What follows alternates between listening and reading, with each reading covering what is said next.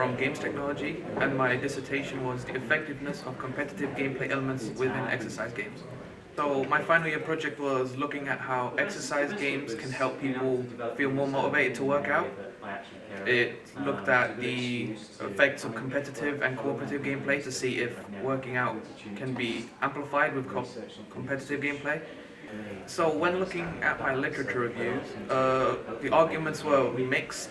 So some were for playing exercise games to work out, while some were against, with people saying stuff like, with the current way they're being made, they're not challenging enough to make you work out at the recommended level, while others arguing that as technology is progressing, the games are getting more interesting and harder, and with virtual reality just around the corner, it's really going to push the genre. During my lit review, when studying past papers, I looked at the arguments for and against exercise games and their effectiveness in staying fit, as well as the argument on cooperative versus competitive gameplay. During the first part of the lit review, when looking at the effectiveness of exercise games, a lot of people argued for and against, while some people are saying that exercise games aren't as effective as modern fitness techniques like going to the gym or getting a personal trainer because they're too easy.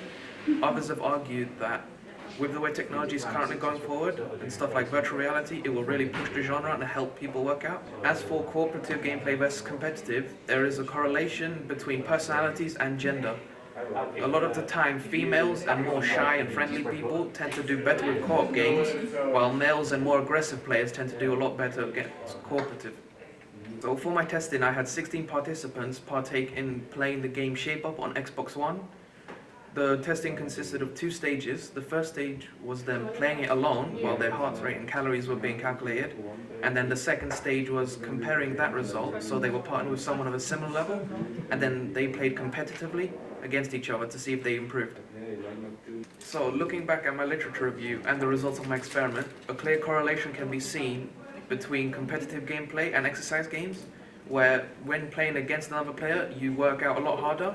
And also, because you're playing a video game, you feel much more motivated to stay to the routine rather than going to the gym and getting bored. The best part of my dissertation would have to be the experiment, because I got to play with strangers and people I've never met, just video games, and have a good time.